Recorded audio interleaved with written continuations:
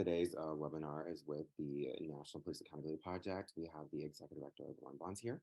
The National Police Accountability Project is a nonprofit organization that promotes the accountability of law enforcement officers and their employers for violations of the Constitution and the laws of the United States. Today, we have the pleasure of welcoming Lauren Bonds, the Executive Director. Thank you for that introduction. Hi, everyone. I'm Lauren Bonds. I'm the Executive Director of the National Police Accountability Project. And I'll just start by telling you a little bit about the work we do and who we are. I always have to remember that before I took on this job, I hadn't heard of NPAP before. And so I assume everyone else is starting from that position. So we are a project of the National Lawyers Guild. We started back in 1999. And really how we started out, we were a bar association. And so what that means is we really kind of developed to be a brain trust for civil rights litigators, just attorneys who were bringing these cases on behalf of people who had been victims of police misconduct or correctional officer misconduct in jails and prisons. And, what that meant was, this was just when email was kind of becoming popular. People were just sending pleadings and discovery requests and other kind of documents back and forth saying, I use this in my case, it was successful. You seem like you have a similar case, you use it. They're getting together for these things called continuing legal education programs. So just different, basically lawyer school. In most states, after you pass the bar, they require you to do a certain number of continuing legal education requirements. So that's how we started out. And we started out, with about 15 or 20 attorneys, mainly in Chicago and New York and in Los Angeles. And since then, we've grown to be 550 attorneys. And literally, we have people practicing in every state in the country. And in terms of kind of what our area of focus is now, we've really had a big shift in our priorities following the murder of George Floyd in 2020 and the subsequent uprisings. And I think that's because the first time in America when I've been alive, at least, there's been a real reckoning or at least conversation around policing and a recognition that reforms are something that should be, considered, if not actually enacted. And so as a result of that, we shifted our focus a little bit from just litigating police misconduct cases to looking at ways that we could change policy and fix some of the systemic problems that were leading to the need to file these cases, right? And so we launched a legislative advocacy program that's really focused on state level advocacy. So, state legislatures, governors, focusing on them. We have done some work at the federal level with the Senate and Congress, but it's, I don't know how closely you all follow what's going on there, but you can probably see that not a lot of exciting legislation is getting through with our current Congress and Senate right now. So, and then we also worked at the municipal level. There are so many exciting grassroots groups that are doing things to end police misconduct in their communities, whether that's through civilian oversight boards, whether that's through use of force, changes in their use of force policies, getting rid of just specific bad police officers and chiefs. We've been able to support them in that work as well. Another area where we've really saw an opportunity to try to change the law and make things better and kind of stop police misconduct and police violence from happening in the first place is in courts. At the appellate level, so if there's a lawsuit, you first have your trial at the trial level in front of a judge and a jury, and then it goes up to a panel of appellate judges, and then in some cases it goes all the way up to the Supreme Court. And now more than ever, I think there's been, just judges of all different backgrounds, judges appointed by, Donald Trump and judges appointed by, Bill Clinton and former President Obama that are willing to rethink about, when police should be held accountable when they violate somebody's civil rights. And so one thing that our organization has been doing is we've been really focused on trying to influence those judges at the appellate level. It's kind of similar to the US Congress and Senate right now. Our Supreme Court is not very friendly to civil rights, but at that appellate level, there's some judges who are willing to say, okay, let's say this doctrine of qualified immunity, which allows police officers to avoid liability when they violate someone's civil rights. They're saying this doctrine really doesn't have any basis in the law and any basis in history. So let's reconsider it, or at least shrink it or bring it into what it was originally intended. And so we write amicus briefs, which are friend of court briefs, to just kind of tell that story to those judges who might be receptive to those arguments. But another area of law, another area where we've been working recently is in litigation. So those 550 members that I mentioned, a lot of them are solo practitioners. And what that means is they litigate cases on their own. They kind of have, they hang out their shingle. There's just kind of one of them in their office. And so what we've been trying to do is try to help them take on bigger cases. When you're a single lawyer, some cases are too big. You have too much evidence that you have to review, too many depositions to take, too much briefing to do. And it's really expensive to do as well. And so we created a co-counsel program where our attorneys co-counsel with our members and also bring in some financial support for those more expensive cases. So that's really how we're trying to, address kind of or meet some of the opportunities that we see here in terms of broader police reform and how we've moved from where we previously have been. I know one issue you all are interested in learning more about is police unions. And I will say that, all those things that we're trying to do at the legislature, in the courts, some of our biggest opponents are police unions. And one really, I don't know if it's interesting, notable thing that's happened, that whenever there's been a real push to reform the police, that's when police unions have become the most strong that they've ever been. That's when police union membership participation has been the highest, and that's when they've been at their most effective. So, kind of when in the 1960s, that was kind of when policing started to become professionalized. So that was when, we had these reform police chiefs that said, hey, our police officers should have, a minimum education. They should have to undergo minimum training. They should all wear uniforms. There should be a disciplinary process for when they go and expose the city to liability and do all these things wrong, and whether they're suppressing a riot or whatever. So that was kind of the first time police unions really got their strength. They got together, they got organized, they started passing state level legislation. One really common type of legislation that they passed was a law enforcement bill of rights statute. So that's a state level protection that says police officers can't be disciplined in this situation. If they're disciplined, they have these appeal rights. Once they appeal, you have to pay them a certain amount or give them a certain amount of due process in this for them before you can take away their job or their certification. So that was kind of when that first wave of police union organizing happened, was in the 1960s. Guess when the next one happened? It was in 1990, right after Rodney King was beaten. And so that was another time in America where everybody was like, oh yeah, the police don't always do the right thing. We know that the police sometimes abuse their power. We should try to rein in their power and make sure that they can, face liability, face some discipline from time to time. That was when we saw the next big wave of these law enforcement Bill of Rights statutes. States that never even wanted those in the past, all of a sudden have them on the books following what happened to Rodney King. That's when you saw, police unions getting a lot of power at the bargaining table, being able to really demand a lot of protections by saying, we're going to go on strike. We're going to get the blue flu, which is what you call a police strike, and you're not going to have any protection in your city if you don't agree to all these demands. And so guess what happened after 2020? Guess who got powerful again? Guess who started showing up at the state legislatures again to try to push back against any efforts for reform?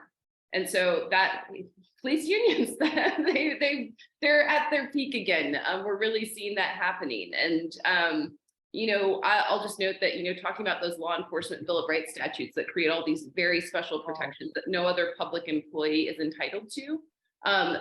We've seen new ones pass. Missouri just passed one. Iowa just passed one. Georgia just passed one. 3 states that have never said our law enforcement officers need these protections said they needed them in a post-2020 era. And, I think that is one of our biggest, we're trying to make progress, and we're actually seeing police unions being able to pull us kind of into the past. And I'm a former labor lawyer. I always have to tell people that when I do my, police union rants. I think everyone should have the right to collectively bargain. I think everyone should have representation in their, in due process and protections in their jobs. But what we're seeing with police unions is much more than that. It's not, protection, just the basic level of protections we should all have as employees and as, people who live in America. These are protections that go far beyond any kind of protection any of us could expect when we break the law, when we engage in criminal conduct. There are situations in which police officers who've broken the law have actually been convicted of a crime, but because their police union protections are so strong, they haven't actually lost their job. So that maybe gives you a sense of, that this isn't the typical kinds of protections that you would see, just in a normal union contract.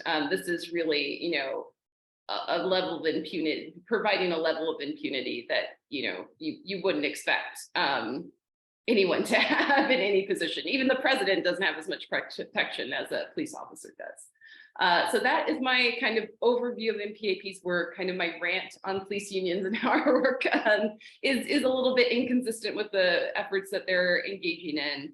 I think I'm at 15 minutes, which was about how long I was supposed to speak for. So excited to open it up for Q&A now. Thank you for that. Really informative.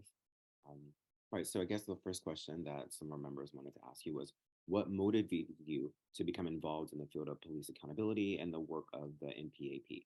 And could you share a personal journey and how it led you to community work? Sure. So, I'll just kind of start with how I got started in the social justice realm and community organizing and this, social justice work generally. So I'm from Kansas. That's what this poster is. That's called The Tragic Prelude. It's in our Kansas state legislature. I grew up Black in Kansas, and there are quite a few Black people, I will say, but I would say that there's also a lot of discrimination here for it being a place where people are generally very friendly and very nice to your face. That doesn't mean they have good politics or necessarily open minds about racial justice. And so I think, just growing up somewhere where I was, where me and my community were treated poorly, frankly, because of, race and economic issue and economic status. I think that really showed me that the government and institutional power doesn't treat everybody the same. I experienced that personally. I saw my friends experience that growing up. And that goes the same for, the law. And so I think that's really what made me want to engage in that in my personal life, just kind of in a volunteer basis, but also for that to be my career, because of that recognition that, this isn't, that we're not all entitled to the same protections, and that a lot of the great things that we have on the books here in the United States don't apply equally to everybody. And that's really been what I try to do in my job and in my life, is make sure that that actually is the case. And so police accountability specifically, I went into general, kind of social justice work right out of law school, and did quite a bit of that, just in my personal capacity again when I was in college and in law school. And I, started out in labor, became a civil rights generalist where I was working on voting rights, abortion, the whole bit. 2020, I think, was really when I wanted to shift my focus towards police accountability. I do think that police and the carceral system are the greatest threat to Black liberation that we have in America. And I wanted to spend my time doing that. And NPAP is, one of the few organizations that focuses just on policing and law enforcement. It's a really good answer, and is really unique with what the MPAP does. So the next question that I would ask would be, MPAP focused on criminal justice reform and accountability of law enforcement. What specific experiences or observations inspired you to dedicate your efforts to this particular aspect of social justice? Yeah, so, just kind of to echo on what I already said, I just think my personal experiences seeing how law enforcement has treated people in my community. I also think, my experiences as a lawyer, more so than, kind of any other situation where someone was injured by the government. I worked at the ACLU right before I came here, and we would have people literally come into our office every day and say, I talked to 10 lawyers and none of them could help me, or they all said, I had a case but I couldn't bring a lawsuit for whatever reason. And so I think just seeing the need, seeing the prevalence of police abuse, and also the need for attorneys in this area on such a consistent basis is really what, inspired me to do this work specifically. Mhm. Right. So the mainstream media has recently seen a surge in coverage on the criminal justice system. Has this increased attention affected the work of the MPAP? And if so, could you discuss the impact, whether positive or negative, and how it has influenced your organization's approach? Absolutely, yeah. So as I mentioned, I think everything that happened with George Floyd and the subsequent uprisings really created an opportunity. Not only, were people starting to reconsider whether the police were always right, whether the police should be held more accountable, just people were talking about it more. And I think we kind of had another little, cycle after Tyree Nichols was killed earlier this year, where I think there was additional conversation. And so, it's gross to say we're like capitalizing on these high profile deaths, but that's just kind of how the media and how elected officials work. When something gets attention like this, that's when they want to work on it. That's when there's community pressure to work on these things. And so I think it's really been a matter of looking at the root causes of George Floyd's death, root causes of Tyree Nichols' death. That, we have these jump out boys forces. Like, we don't have to have those, right? And letting that be an opportunity for us to talk about, what led to this and how do we go to the root cause of what happened to them and stop that from happening. So let's see. It was really good. So for the next question, um, from your perspective, what are the most significant issues or shortcomings in the current functioning of the criminal justice system that NPAP strives to address? Yeah, I would really come back to the issue of accountability, right? I think, so often we think of accountability as just something that addresses a problem after it happens.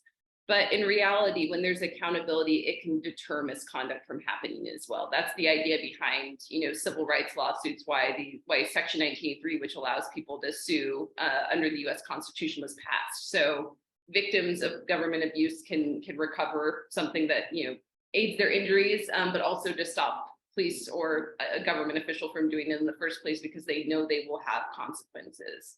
And so I really do think that, where there is accountability, if we had more accountability, we'd have less frequent abuses in the criminal justice system. And, I also just think it's just kind of a matter of government priorities and funding, to take it away from just policing. Another thing that we feel very passionate about is making sure that there's not prosecutorial abuse, and that when someone is, facing a criminal prosecution, that they've got a real chance at a defense. And that, prosecutors can kind of get away with engaging in abusive conduct because, they're going up against a public defender, which, the state's funding both of those entities, and the prosecutor's office is has way more funding. So I think another kind of major flaw is kind of the disparate resources that are placed on the different sides of the criminal justice system, and more equitable distribution of government funds would result in more equitable outcomes, I think. So the next one would be, given the complex nature of reforming the criminal justice system, what strategies or actions do you feel are necessary to bring about meaningful change? And how does the NPAP approach advocacy and legislative efforts to address these challenges? Sure. Yeah. So, I mean, I think, we talked about the work we're doing at the legislature, the work we're doing in the courts, and I think that's all important. But I think all of that doesn't matter if there's not a community demand for these things to happen, if the public doesn't care. There's this really great book that the current legal director of the ACLU wrote called Engines of Justice, I think is what it's called, or Engines of Change. It's some beautiful poetic name. But really what it's about is how, every major win that we've gotten on social justice in the Supreme Court over the last 20 years has been the result of communities that have been engaged and consistent and organized and agitating. And that, goes to, marriage equality, that goes to, every single major exciting thing that we've had happen in the last 20 years has been the product of communities being engaged and expressing that they care. And so one thing NPAP does, in addition to our advocacy work in the legislature and the courts, is we're supporting grassroots groups by providing them with legal and technical support. So if they say, we have this problem, we think this is the solution we want, how do we get there? Even if it's not a policy solution that we necessarily think is like the key, like if it's civilian oversight boards, for example, that's not something we've like went out on our own and said is like the number one way to get rid of police violence. If a community thinks that's going to fix police violence in their city, we're going to help them. We're going to give them the research. We're going to give them the models. We're going to give them like draft legislation so they can get there. Because I really think that's how change happens. So the journey towards transforming the criminal justice system can be arduous, and progress may sometimes seem slow. What drives and motivates you in your organization to persevere despite these obstacles and potential setbacks? I think really one of the things that I think drives us as an organization, our members, is our clients, right? I mentioned that we represent people, that most of our members are attorneys who represent people. I think really remembering that there's a need, right? And that when you've lost a loved one, or if you personally are the victim of police abuse, it's very scary to step forward. One thing that the police do is they retaliate. If you are a prisoner or in jail, one thing correction officers do is they retaliate. And so I think it takes so much courage for someone to step forward and say, this happened to me, I'm standing up to it. And so it makes what we're doing as attorneys and as advocates really easy. At the end of the day, we get to go home and be safe in most cases. And that's not always the case for our clients. So I think that's one thing that motivates, I think, all of our work, is knowing that there are people who are risking so much more. So it's very little for us to ask to, work an extra hour in the comfort of our homes when we have people out there in the streets risking so much more. I understand. All right, so for this other one, let's see. For the viewers of this webinar who want to contribute to fixing the criminal justice system, what practical steps or actions would you recommend they take? How can everyday individuals support the work of the MPAP and contribute to positive change? Yeah, so I think like I mentioned, I think knowing what groups in your community are working on and being involved, and whether that's just on social media, if there is a Black Lives Matter chapter in your city, uplifting what they're calling for to happen, the policy changes, even those things, because when elected officials know that you care about something, that voters care about something, that their constituents care about something, they're going to have to pay attention to it. Courts, even though they're not they don't have traditional constituents like elected officials, when something is in the press, when something is on social media, when they know that there is community support for something, they're going to give it closer attention and they're going to work harder on it. And they might even reconsider, their position on it. They're like, all these people are saying this matters, and you might feel like just one person when you're doing that, but you have to remember that, you're amplifying other people out there, you're amplifying other messages, and one person does make a difference when they're added with a bunch of other people in creating these changes. So I think the most important thing you can do to support the work of police accountability and criminal justice reform is to, try to inform yourself and start local and support local grassroots groups that are doing this work. Okay, I understand. So I know it wasn't on here. I do see someone asked a question. Would you be able to answer the question in the chat? Yeah. Do your police have any provisions for citizen oversight regarding police accountability? And do you recommend for people who want the same thing regarding students who are majoring in it? So our organization doesn't really necessarily have any provisions for civilian oversight. As I mentioned, we think civilian oversight boards are excellent, response for certain communities that want them and have kind of analyzed the issue and think that more democratic oversight is important. I would say that one thing that we always try to flag for groups who are interested in working on that is that a lot of times there's state level restrictions on how powerful a civilian oversight board can be. So going back, I remember I was talking about those law enforcement Bill of Rights statutes. A lot of times those limit when a police officer can be interviewed, whether they have to talk to anybody other than the chief when they're accused of misconduct. kind of how much time they have to wait, if you have to wait until you can interview them or ask them a question about something that happened, what information they can get in advance of having a conversation about any police misconduct they've engaged in. And so sometimes, I remember we were working with a group in Austin, Texas on this. They were like, yeah, we really want a civilian oversight board. And then they saw all the state level restrictions in Texas and said, our civilian oversight board can't do anything because of the state law. So we always really advise people to take a look at that. And a lot of times people, kind of shift their focus and say, we need to get rid of the state law first. But I do think it's important to have, that kind of, if they can be effective, I think civilian oversight boards are a really important way to kind of democratize policing and law enforcement. So I think it's good to do. And that's usually kind of the conversation we have with groups. And if there are students who want to work on that, I would say, yeah, always look at your state law first. Really good and informative. All right, so since that's all of our questions, I really wanted to thank you again, Lauren, for being a guest on our webinar to educate us about police accountability. And it was really nice having everyone else be able to attend. So I think that's all. Absolutely. Thank you all for having me and have a great night. All right, you too.